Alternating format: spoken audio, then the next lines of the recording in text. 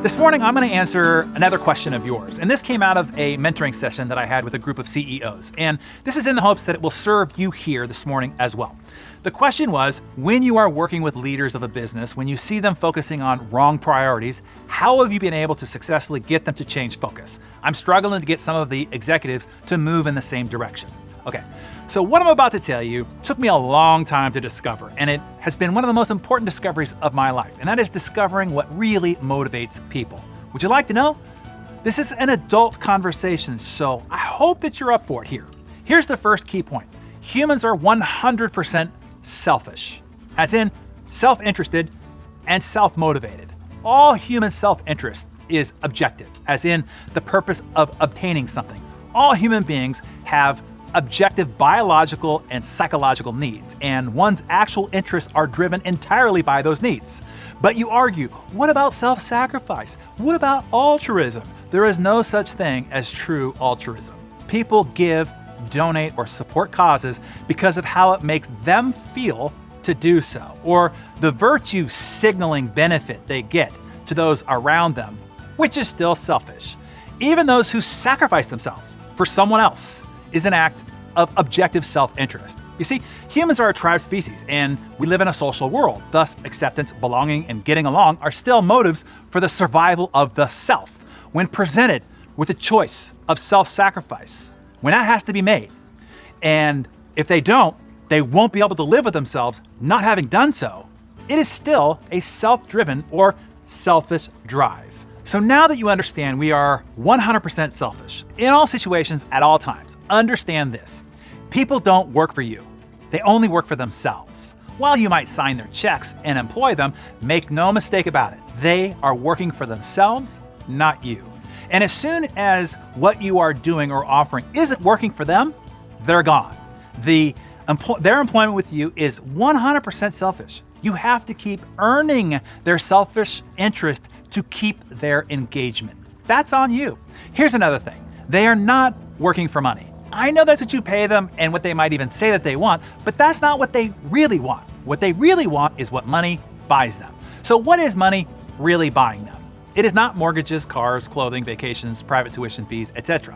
What they are buying with the money they earn by working is safety, security, status, signaling power to the tribe around them, relationship, and access to belonging. People are also not motivated by goals, missions, and vision statements. They are motivated by gaining validation, identity, status, virtue signaling, a sense of significance, and personal importance. They want to matter, and they want others to know that they matter.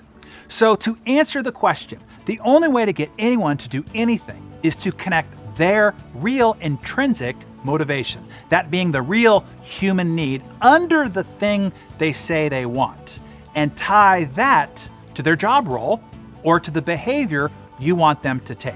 Now, if you want to know how to discover someone's real intrinsic motivations and then how to attach it to their job roles so everyone in every seat of your bus sees exactly how what they do contributes to their individual sense of significance and importance, that's what I detail on the third day of our business masterclass, the High Performance Forum. Those instructions are far more than we can cover here in our time on Darren Daily. Just catch this first distinction. Probably most everything you are doing in the attempt to motivate, inspire, or fire up your troops at the office and at home isn't gonna work. You have to get to the underlying identity that they seek and tie that to what you want them to do. Only when the behavior you want them to take serves their real self-interest will anyone do anything. So, my Darren Daily friends, after this episode, I wanted to share with you personally. Working on the A-Team is undoubtedly the most challenging yet rewarding experience of my entire career. Our culture is one of high impact and high growth, and we are held to a standard of excellence at all times, which is why I love it. I also love that we teach this to other business leaders to create in their organization.